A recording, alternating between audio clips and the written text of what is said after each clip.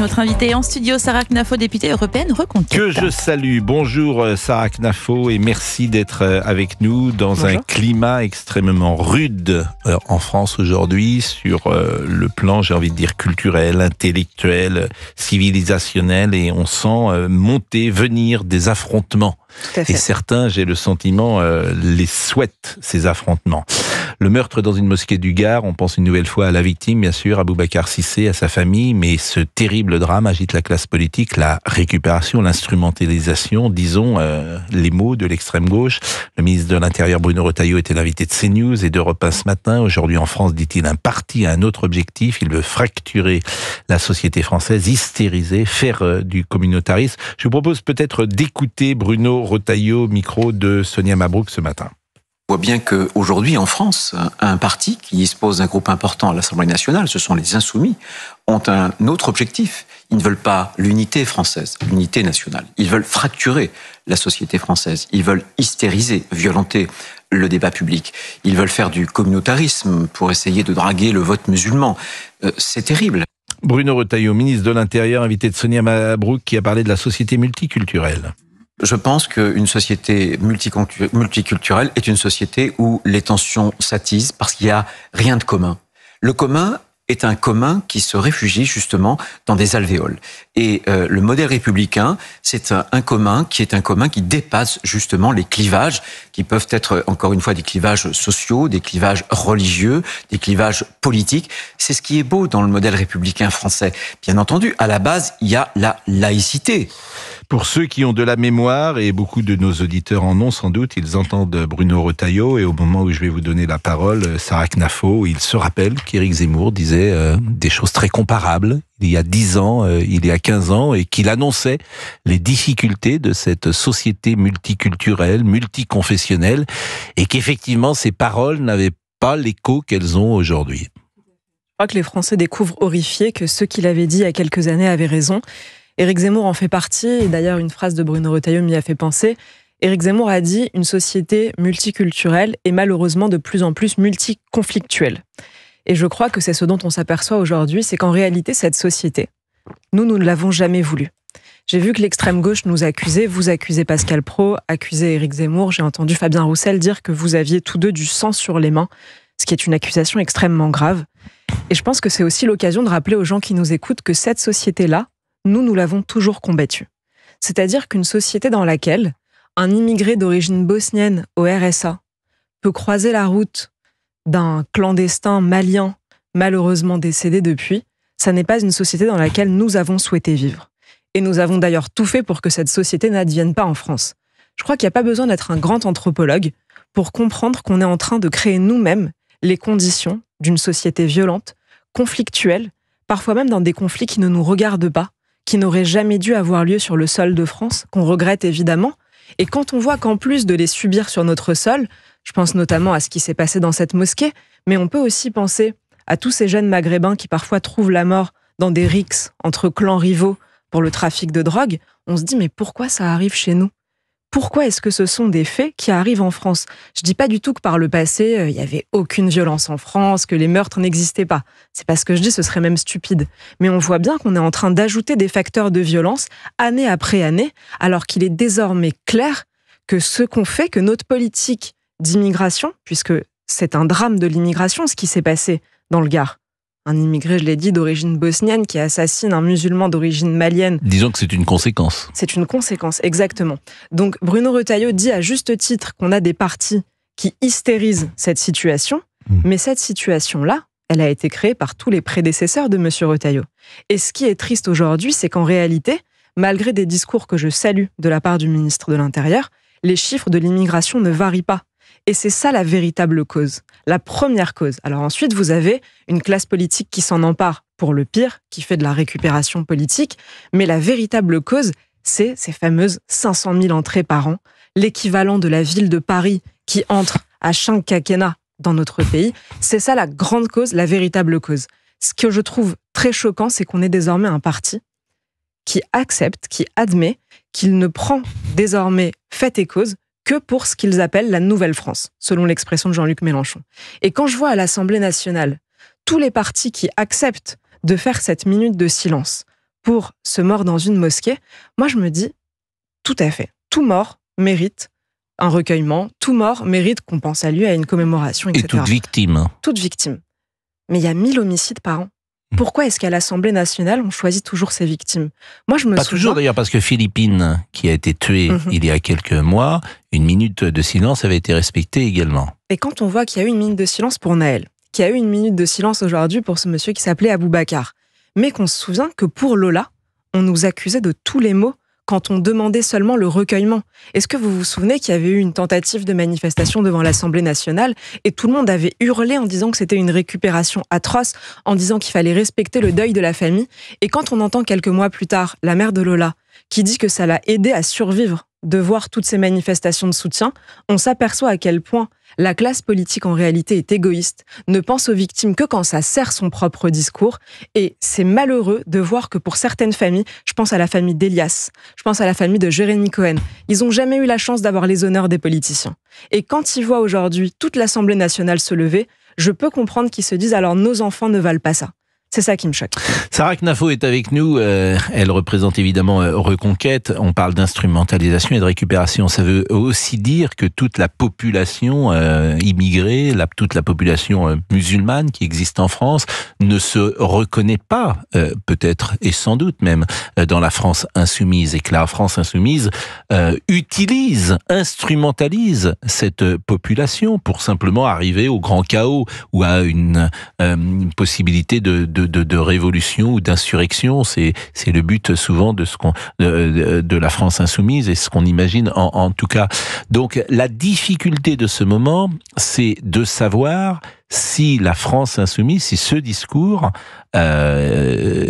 influence aujourd'hui les populations, notamment qui sont dans les quartiers. Que la France insoumise les utilise, je crois que c'est très clair. Et je suis convaincue qu'un jour, ça se retournera contre eux. Je ne sais pas si vous avez vu cette image où on voit Rima Hassan aux côtés de Mathilde Panot. Et Rima Hassan ose dire devant Mathilde Panot, bientôt, le temps du porte-parole sera révolu. Nous prendrons la parole nous-mêmes. Et on voit Mathilde Panot qui fait la grimace parce qu'elle comprend très bien ce que ça veut dire. À savoir, on n'aura plus besoin de vous pour nous défendre. Donc je pense qu'un jour, ça se retournera contre eux. Pour l'instant, si on prend des chiffres, moi vous savez que j'aime beaucoup les chiffres, on remarque que sur les musulmans qui ont voté lors de la présidentielle de 2022, 54% qui ont voté, 70% d'entre eux ont choisi Jean-Luc Mélenchon. Ça fait une forte majorité, une majorité écrasante. Je pense que sur ces 70%, sans doute... C'était il y a 3 ans. C'était il y a 3 ans. Les Peut-être choses qu'aujourd'hui vont peut-être c'est pire, changer. peut-être moins, peut-être qu'ils ont compris depuis. On peut imaginer quand même qu'il y ait eu une défiance. J'espère. Je pense qu'on le verra lors des prochains scrutins. Quand on voit ce qui s'est passé en 2024, c'est-à-dire dans les territoires où vous avez le plus d'ascendance extra-européenne des élus de la France insoumise élus au premier tour, je pense qu'au contraire, ils ont plutôt renforcé leurs assises dans ces endroits-là qu'elle n'ait abaissé. Quand on entend Jean-Luc Mélenchon, le calcul cynique est très clair. Quand on lui dit comment vous allez faire pour gagner, il dit j'ai une stratégie, mobiliser les quartiers populaires. C'est très clair. Mais ça suffit pas pour gagner. Comme de la chair à canon électorale. Ça ne suffit pas pour gagner une élection présidentielle. Ça suffit peut-être pour être au deuxième tour. Je suis d'accord avec vous. Je pense que ça lui se dit, ça me fera gagner. Mais il y a aussi une gauche aujourd'hui qui est fracturée. C'est-à-dire que depuis les dernières élections législatives, les choses ont quand même changé. La nouvelle force politique qui s'était mise en place, a priori à gauche, ne se reconstituerait pas. Je pense que Mélenchon... Le PS a pris ses distances. En tout cas, c'est ce que le PS dit. C'est ce que le nouveau Front populaire n'existerait plus. Avant chaque élection législative, ils prennent leur distance et puis dès qu'il y a un... Vous pensez par exemple que si demain matin, il y a une élection législative anticipée, évidemment au scrutin majoritaire à 2 tours, vous pensez que le nouveau Front populaire se recompose avec le PS? Je pense que c'est la grande force de la gauche, c'est d'oublier tous les différends qu'ils ont eu par le passé et de se dire face à un nouveau scrutin, on se met tous ensemble. Ils habillent toujours ça d'une lutte contre le fascisme. Il y a l'extrême droite aux portes du pouvoir, donc il faut qu'on se coalise. En réalité, ils font des calculs électoraux très simples. Ils regardent des cartes électorales et ils se disent comment on peut faire pour avoir le maximum de circonscriptions. Mais ils arrivent toujours à trouver la manière de garder la face tout en s'alliant de nouveau. Je reviens juste sur la question des musulmans qui votent en grande majorité pour Jean-Luc Mélenchon. Je pense quand même qu'il faut s'adresser à eux et qu'il faut leur dire « Vous êtes en train de faire le jeu d'un candidat qui se joue de vous, qui, il y a encore quelques années, disait qu'on avait le droit d'être islamophobe. qu'on avait le droit d'avoir peur des religions, qui attaquait lui-même les femmes voilées en disant que c'était une autostigmatisation. Donc c'est très clair que c'est un calcul cynique et électoraliste de la part de Mélenchon. Je pense qu'il faut dire à ces musulmans qui vivent chez nous et qui ont vocation à continuer de vivre chez nous, soit parce qu'ils ne commettent aucun délit, soit parce qu'ils sont de nationalité française, etc. Je pense qu'il faut leur dire... complètement assimilés et intégrés à la société française. Alors pour cela, je pense qu'il faut leur dire... Vos parents, et nous les croisons tous les jours. Tout à fait. Nous les croisons tous les jours, nous travaillons avec ces Français. Pour ceux qui sont séduits par le vote de Jean-Luc Mélenchon, je pense qu'il faut leur dire, vos parents ou vos grands-parents ont quitté un pays, souvent de l'autre bord de la Méditerranée, souvent le Maghreb, mes grands-parents aussi venaient du Maghreb, ont quitté un pays parce qu'ils ne s'y sentaient plus heureux. Ils y vivaient mal parce que cette société-là, sclérosée, parfois corrompue, dans laquelle ils n'avaient pas l'impression qu'ils pouvaient évoluer ou que leurs enfants pouvaient évoluer, ils ont décidé de la fuir. Et ce qu'il faut leur dire, à mon avis, et c'est ce que je leur dis, et parfois il y a une grande écoute, vous avez raison Pascal de le dire, il faut leur dire ne recréez pas ici les conditions que vos grands-parents ont fui. Ne refaites pas de la France ce que vous-même vous avez voulu, ce à quoi vous avez vous-même voulu échapper. Et je pense que beaucoup le comprennent, et notamment chez les femmes, beaucoup sont à même de le comprendre. Et en votant pour Jean-Luc Mélenchon, en réalité, c'est cette nouvelle France-là qu'il prépare. Alors, on n'a pas écouté ce que disait Bruno Retailleau sur Jean-Luc Mélenchon. C'était ce matin. Il était l'invité de Sonia Mabrouk sur CNews et sur Europe 1. Jean-Luc Mélenchon, d'abord qu'il me désigne nommément que les Insoumis m'attaquent, j'en fais plutôt un titre de gloire, vous voyez. Pour moi, ce sont des boussoles inversées. C'est-à-dire que quand il montre le Nord, en réalité, c'est l'inverse. Ce qu'il cherche, lui, c'est à ramasser, à picorer quelques voix dans l'électorat musulman. En réalité, ils desservent la cause qu'ils sont censés de servir, puisqu'ils mettent à part, ils souhaitent mettre à part justement cette communauté-là.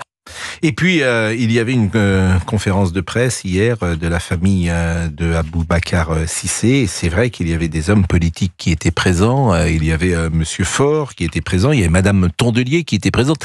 Madame Tondelier qui n'a plus rien d'écologiste aujourd'hui et qui s'est rapprochée de la France insoumise. Le discours est extrêmement proche aujourd'hui entre les écologistes et la France insoumise.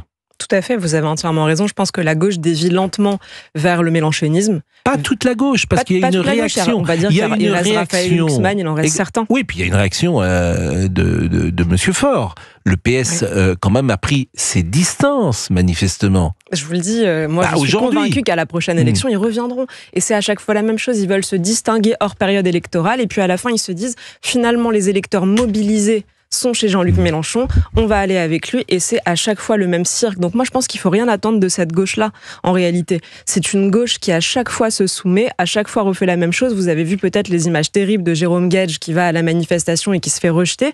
En réalité, ils sont toujours en demande, et à la fin, je pense qu'ils se soumettront toujours. Et ce qui est étonnant d'ailleurs, c'est que Boris Vallaud, qui est son ami et son collègue, était dans cette manifestation place de la République dimanche, et que Boris Vallaud, par solidarité, n'est même pas parti avec Jérôme Guedj. Donc là, je ne sais pas si entre les deux, il y a eu une explication de texte après, mais on a vu effectivement Jérôme Guedj. Ouais. Il est sorti, Jérôme Guedj, parce qu'il est juif. Ouais. Je pense que c'est ça.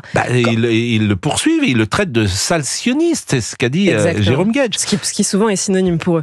Je reviens sur l'image aux côtés de la famille. Moi, je me souviens que quand nous avons voulu soutenir chez Reconquête, la famille de Lola, après l'horrible meurtre, rappelons une fille de 12 ans découpée en morceaux par une femme d'origine algérienne sous OQTF chez nous, quand nous avons voulu soutenir cette famille, nous avons fait une manifestation place d'Enfer à Paris. Personne n'a voulu nous accompagner. Le Rassemblement national a dit que c'était de la récupération politique, les LR ont dit la même chose, et nous y étions avec beaucoup de jeunes sur cette place. Et je me souviens qu'à l'époque, il y avait même eu un complément d'enquête contre nous pour dire que c'était de la récupération politique. De soutenir la mémoire d'une jeune fille et sa famille après son meurtre. Et quand on entend la mère de Lola, qui quelques années après revient dessus en disant heureusement qu'il y a eu ce soutien populaire parce que ça m'a aidé, on se dit vraiment qu'ils sont sans vergogne à chaque fois qu'il y a un mort sous les coups de l'immigration, souvent de personnes qui n'avaient rien à faire sur notre sol, sous OQTF, en situation irrégulière, etc. On nous accuse des mêmes mots. Et là, je ne vois pas du tout le service public au moins dire que l'extrême gauche est en train de faire de la récupération. Ce qui pourtant est très net. On va marquer une pause et on parlera effectivement de cette immunité médiatique qui existe vis-à-vis de la France insoumise et de Jean-Luc Mélenchon. C'est quelque chose qui me frappe et frappe beaucoup d'éditorialistes que nous recevons sur cette antenne. Et c'est vrai que c'est tout à fait étonnant. Par exemple, Assa Traoré était hier lors de cette conférence de presse. On l'entendra d'ailleurs, Assa Traoré. Il me semble que le travail journalistique, c'est au moins de souligner qu'elle est présente. Au moins, et de rappeler qui est Assa Traoré et pourquoi elle est présente. Il ne me semble pas avoir entendu cela sur les chaînes concurrentes ou celles du service public. On marque une pause, à tout de suite. Et on reste encore quelques instants avec Sarah Knafo, qui représente Reconquête et qui est avec nous pour un temps de parole toujours limité. Europe 1. Pascal Praud et vous. Je voulais vous faire donc écouter avant cela Assa Traoré lors de cette fameuse conférence de presse. C'était la famille de Aboubacar Cissé. Il y avait l'oncle d'Aboubacar Cissé qui était présent, qui s'appelle Djibril Cissé. C'est un nom homonyme, prénom homonyme de la personnalité du sport que vous connaissez sans doute. Et Assa Traoré était présente. Écoutons-la. Quel message vous envoyez? Quel message est-il envoyé aux citoyens français, aux Maliens, aux Sénégalais, aux Algériens, aux Tunisiens, à toutes ces personnes aujourd'hui qui vivent en France, qui participent à la construction de ces pays? Et ce sentiment de peur le sentiment de peur, il n'est plus au-delà de la mosquée, il est partout. Quand on marche dans la rue, quand on va dans une mosquée, quand on va dans un centre commercial, quand on est dans une circulation, aujourd'hui, ce sentiment de peur, il a été véhiculé. Quel sentiment, en tout cas, on envoie à ces enfants? Quel sentiment on envoie aux enfants de la République? C'est cette question-là auquel il faut répondre. Bon, j'ai envie de dire que l'ensauvagement de la société concerne tous les Français. C'est-à-dire que vous soyez, que vous habitiez Brest ou Paris ou Marseille, quand vous sortez le soir, vous avez peur. Bien souvent, si vous êtes une jeune femme, vous avez peur. Et cet ensauvagement, on l'a vu dans une école de la République la semaine dernière, il n'est propre aux musulmans, il est propre également aux juifs, bien sûr, qui craignent parce qu'ils sont juifs, et puis pour tout à chacun dans la société française. Vous vouliez en revanche, Sarah Knafo, évoquer le gouvernement et l'aide publique au développement. Pourquoi ? Tout à fait. Pour une fois, on a une bonne nouvelle quand on écoute les informations, c'est que ce matin, le gouvernement a annoncé qu'il allait revenir sur 2 milliards d'euros d'aide publique au développement. Donc rappelons que l'aide publique au développement, c'est 16 milliards d'euros chaque année. 2 milliards, c'est pas grand-chose sur les 16 milliards, mais il faut bien commencer quelque part. Et pour rappel, il y a déjà quelques mois, j'avais parlé de l'aide publique au développement, en dénonçant le scandale, en dénombrant les multiples projets absurdes, ubuesques, par exemple, qu'on finançait pour des millions d'euros, des modes de cuisson propres au Sahel, ou des projets sur l'égalité des sexes en Irak, enfin plein de projets comme ça, et il y en a vraiment des centaines, quand on regarde sur leur site internet. Et à l'époque, quand j'ai sorti ça, la presse en a beaucoup parlé, ça a fait grand bruit. La presse de gauche m'a accusé de jeter l'opprobre sur des dépenses nécessaires. Et à l'époque, le ministre des Affaires étrangères, M. Jean-Noël Barrot, m'avait répondu en disant que finalement, l'aide publique au développement, ça rapportait de l'argent, que je disais n'importe quoi, que je mentais, etc. Dans les semaines qui ont suivi, j'ai sorti un très long rapport que j'invite vos auditeurs à aller voir sur l'aide publique au développement. Et quelques mois plus tard, surprise, ce matin, je lis la presse et je découvre que finalement, le gouvernement est d'accord avec moi et revient sur 2 milliards d'euros de dépenses. Donc c'est une bonne nouvelle, c'est un premier pas. Je suis très contente de voir que nous ne sommes même pas encore au pouvoir, que nous avons déjà un impact sur la fin des gabegies. J'ai vu que François Bayrou cherchait à faire 40 milliards d'euros d'économies, qu'il les cherchait partout. Alors moi, je peux l'aider, s'il veut, je peux lui donner ça en 5 minutes. Il en a déjà trouvé 2 milliards d'euros grâce au scandale qu'on a dénoncé. Donc j'en suis ravie et enfin une bonne nouvelle. Il est 11h37, on est avec Sarah Knafo, députée Reconquête. Vous avez parlé de la presse de gauche. Vous connaissez une presse de droite ?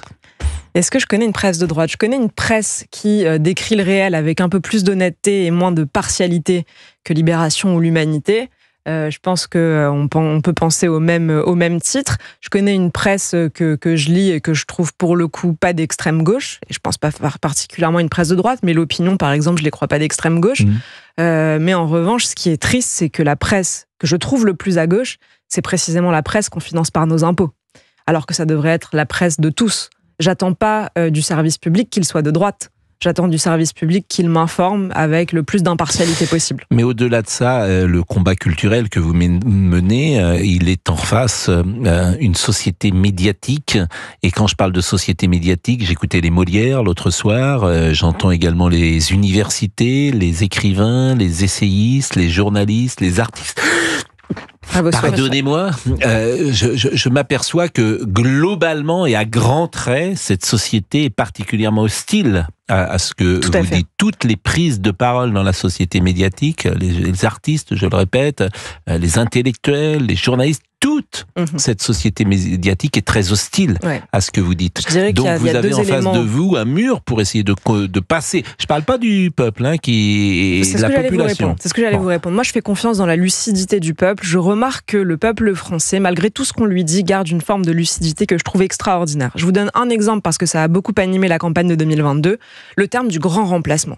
Tous les médias sont presque unanimes pour dire que c'est une théorie du complot, que c'est d'extrême droite, etc. Et pourtant, 70% des Français disent qu'ils ont peur du grand remplacement. Je trouve ça admirable. Voilà un peuple à qui on ment toute la journée, à qui on ment tout le temps et sous toutes les formes, à la télévision, dans les publicités, dans les films, dans tous les journaux, et qui pourtant garde cette fraîcheur d'esprit et cette lucidité. C'est le réel. Il est confronté c'est le réel. au réel. Donc moi, je me dis qu'on peut tout à fait gagner. J'en suis convaincue qu'on arrivera à gagner bientôt. Y compris contre cette presse-là, contre les stars de télé, contre les rappeurs, etc. Je pense que l'élection de Mélanie l'a montré en Italie, l'élection de Trump aussi. Ça, c'est terminé. Ça veut dire que l'Arcom nous écoute. Ils ont toqué à la porte. Bon. Et pour affiner, bien sûr, que le grand remplacement, ce n'est pas toute la France, bien évidemment, qui est remplacée par une autre population. Mais c'est vrai, et nous le disons régulièrement, que dans certains quartiers, bien sûr, dans des poches de France, il y a une substitution d'une culture de mœurs à d'autres. Ce serait être aveugle que de dire le contraire. Alors après, ce n'est peut-être une solution transitoire.